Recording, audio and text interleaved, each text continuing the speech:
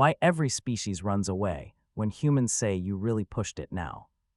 The High Tribunal had spent 9 millennia drawing boundaries for nations that feared death. In the center of the mosaic floor, Grand Commander Valen adjusted his slate-gray armor, the heavy plates clicking against the polished stone as he stepped toward the central map. He did not look at the lower rows where the human delegation sat.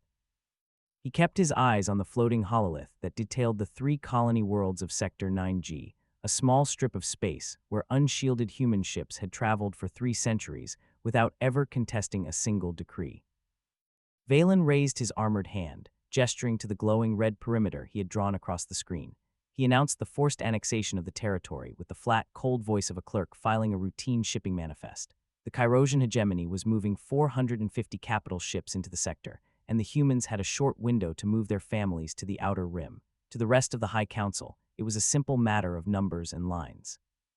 The small human fleet was docked 40 light-years away, and galactic doctrine dictated that lesser species always stepped aside when the mathematical odds did not favor them.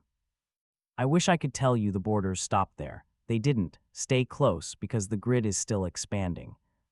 2 hours before the maps went cold, Ambassador Arthur Vance sat in the lowest tier of the chamber, his faded wool suit smelling faintly of old tobacco as he pulled an ink-stained ledger from his pocket. He did not look up at the high obsidian ceiling or the thousands of alien delegates who were already recording the session as a historical footnote. Beside him, Commander Sarah Lynn kept her hands flat against her terminal, her eyes fixed on the live telemetry grids of the approaching Kyrosian vanguard. Valen looked down from the platform, his mandibles clicking with the absolute certainty of a commander who had taken 14 star systems without ever meeting a race that refused to calculate the cost of survival. Vance stood up slowly, leaning his weight against the wooden desk before him. He reached into his coat for his spectacles, looping the wire frames around his ears with deliberate, slow movements that made the alien warlord pause. The ambassador did not raise his voice, and he did not ask the council for a legal stay. He simply pointed his finger at the lowest coordinate line on the floating map, right where the Kyrosian flagship Iron Sovereign was beginning its descent toward the orbital grid of New Horizon. Grand Commander Valen, Vance said, his voice entirely flat as he tapped the paper margins of his ledger. The coordinates your lead ships just crossed include a specific parallel. Under the old codes we signed 2 centuries ago, that parallel is marked as a structural tripwire for our defense grid. Valen let out a short, clicking laugh that rippled through the upper tiers of the hall. He leaned his massive upper body forward, his heavy chitin scraping against the marble railing of the speaker's stand. He reminded the ambassador that the entire human presence in the sector amounted to 12 aging patrol cruisers and a single tracking station. Kyrosian intelligence had simulated this specific encounter 1,000 times, and every single run showed that the human ships would pull back to preserve their hardware rather than face a force that outmatched them 30-1. In the high seats, High Chronicler Sula leaned forward, her paper-thin skin graying under the filtered lights of the hall. She was not looking at the military readouts on the central board. She was watching the ambassador's hands as he held the ink-stained ledger. The paper was steady. The man's fingers were not trembling, and his breathing had not changed a single cycle since the ultimatum was read. A cold knot of certainty formed in her chest, older than any military doctrine Valen had ever studied. She tapped her private comm link, her voice cracking as she sent a direct, frantic warning to the Kyrosian flagship to halt its advance. Valen ignored the transmission, his gaze locked on the central screen as the Iron Sovereign crossed the parallel. On the main tactical board, a minor navigation alarm chimed once, a soft, flat sound that echoed through the high chamber like a clock striking midnight. Valen smiled, waiting for the human ships on the outer perimeter to scatter. Ambassador Vance closed his ledger with a single, heavy snap that cut through the acoustic haze of the room. He did not look at the map again, and he did not wait for the council to call a recess. He leaned into the microphone, his face completely blank as he spoke 6 words into the central audio feed. "You really pushed it now," Vance said. He turned his back on the High Tribunal, his leather shoes clicking against the marble as he walked toward the heavy exit doors. Sula stood up from her seat, her large auditory nodes flattening against her skull as she broadcast a desperate, sector-wide order for every Elythian vessel to abandon their stations and flee the sector. She did not file a protest, and she did not wait to save her archival logs. She knew the look of a species that had stopped playing a political game and had begun an automated execution. On the bridge of the human flagship Gorgon, Chief Petty Officer Jess Coyle checked his silver pocket watch against the terminal clock.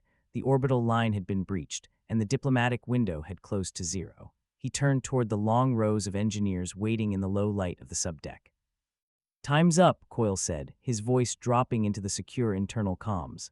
"Uncap the reactors." Across Sector 9G, space did not fill with the sound of alarms or human voices. Instead, the automated camouflage arrays of 14 dead moons flickered off at the exact same second.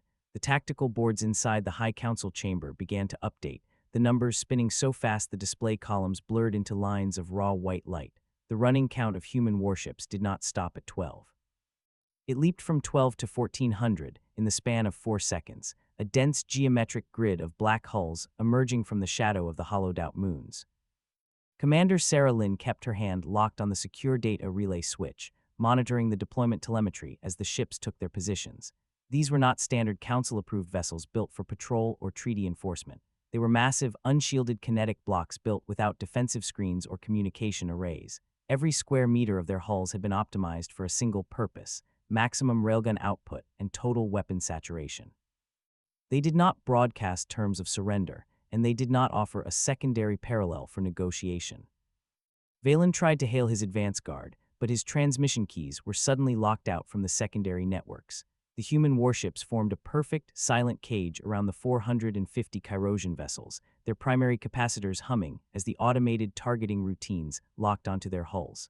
Valen's flawless battle plan had become a structural trap. He stood in the center of the mosaic floor, his chitin turning a dull, pale blue as he realized the humans had never built these borders to protect their stations. They had built them to keep the foundries asleep. The screens in the council chamber went black 3 minutes later. There were no distress signals from the Iron Sovereign, and there were no tactical reports from the atmospheric landers. The communication channels did not register explosions. They simply recorded a flat line of zero telemetry as the automated railguns cleared the coordinates. High Chronicler Sula sat alone in the empty archive room 3 weeks after the maps went silent.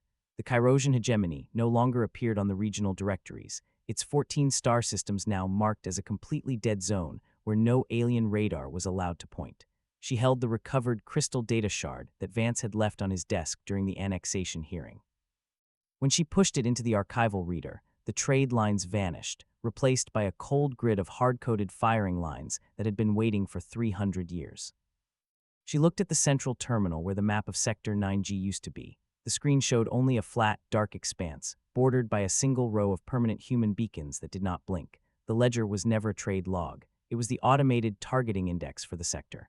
When humanity finally tells you that you have pushed too far, the only logical action left for every other species is to run.